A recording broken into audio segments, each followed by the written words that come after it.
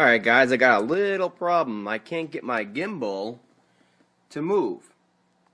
What I mean by that is actually tilt down and up. Of course it stabilizes and powers up just fine, but I cannot control the tilt on here. And I've done all the recalibrations and update software for the controller and the Phantom here. And so I decided to take apart the controller. I've heard some people talking about the actual adjustment stick back here being too easy to move. Let's see here. On the actual controller, the actual wiper arm, I guess you could call it right here, being too easy to move. Well, it has some resistance to it, so I said, of course it's connecting to something inside the board. There's resistance to it, it's not just flopping around. Well, as you can see, we're not connected to anything because we're apart, and I have the exact same feel for resistance. So what I decided to do was take the board apart on the controller and look, and here's your calibration adjustment right here, that potentiometer, and then that one actually right there is supposed to spline with that cross right there, which is your wiper. So it needs to make contact and go into it. You can see how that's pretty shallow grooves on there, so it really needs to mate up with this just perfectly to get in that crosshatch. So what I did is I went through the software on the computer. I plugged in the controller to USB port, and I did the calibration by using a regular flathead screwdriver, right? Like usual. Same thing as that stick going into there and turning it. And I can't turn it, of course. And I moved it back and forth, right? Back and forth, back and forth. And it came up on the software on the screen. And then I went to the NASA, or the actual Phantom Assistant software, and plugged in the Phantom and had it all apart still, and I put the screwdriver back in there and I turned it, and now the gimbal would go, let's focus real quick, the gimbal would go up and down now just fine, everything working just fine. And my X1 channel, which this is the X1 channel, actually came up on the Phantom Assistant software as being as me moving the stick. So now I know that there's an adjustment issue as far as height on here. So what we're going to do is I took off the switch from the other side, a little white plastic piece, and I unscrewed this board right here. It's 4 screws, 4 Phillips head screws. And we can see the other side where it goes through, like right here and down here. There's no circuitry around that area, it's just the actual board. So we're safe, and what I'm going to do is put in these washers for my Traxxas vehicles. I'm probably going to use, I got a couple of different kinds, but I think I'm going to use these small ones right here. They'll go through just perfectly, and they're thin enough, whereas these ones are the next option. The hole in the middle is good for the size, so we'll self-center, but these are a little bit thicker. So I'm going to try a thinner ones first, and then we're going to do the thicker ones if we have to, and I'll just pop the backing back onto it, and we'll see if it works after all that is put back together. Alright, so what I ended up doing was using the thicker ones, those black ones I had, and I put them under both of these legs right here, and then the legs down here where the 2 screw points are for down here, see them right there? I left those alone so I wouldn't mess with the switch and all the other stuff. And it's not too much of an angle, whereas it'll mess with all the switch and everything else, being this side being propped up like this. But this has definitely, once I put these thicker ones in and lined up the crosshairs on here to the potentiometer right there, it definitely started working just fine. Okay, so the next thing we need to do now that we actually have a X1 channel that's responding, our slider in the back for the gimbal, we need to go into the RC Assistant software and do a calibration on the actual slider itself. So I know it says right there in the bottom of the screen, if you want to calibrate that X1 channel, go to the other software. Well, recently when DJI put out the latest firmware, everybody basically lost control of their gimbals and their full control of them.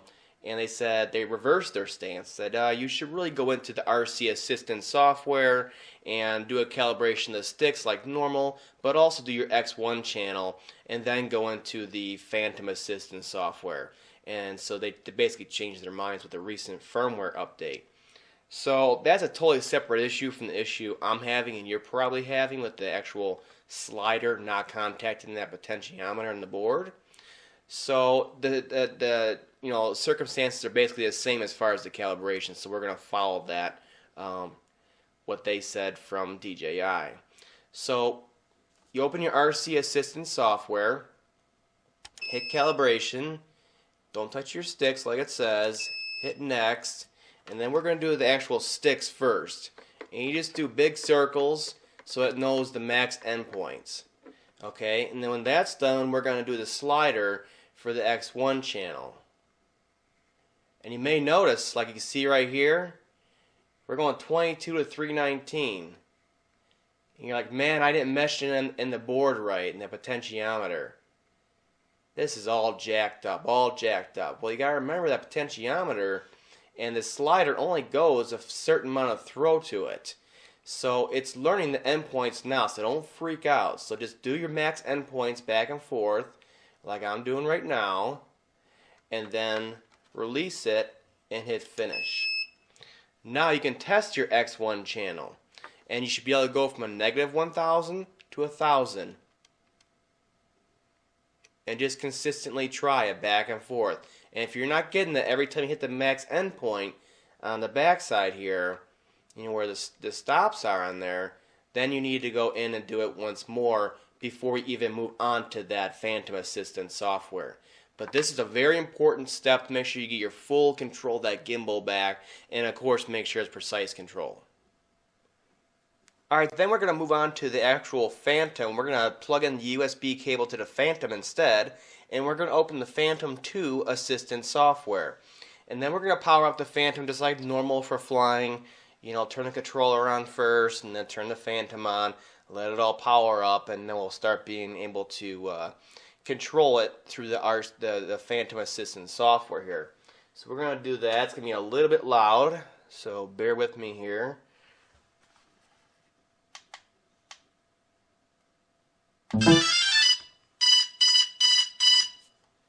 Yeah, of course there's new firmware just came out. I might upgrade to that.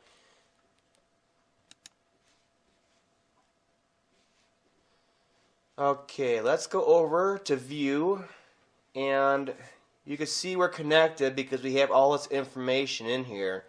It all came up now, and it shows information about the battery and everything else, so we know we're connected, and we can start doing our calibration here also. So we're going to go into basic, and of course the RC transmitter, and it's basically the same thing, but we're going to do it in this software next, and this does the final calibration.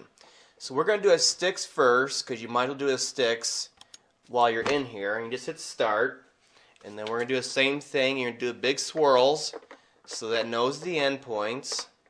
Okay. Once you've done that a couple times, just hit finish. Just click out of that.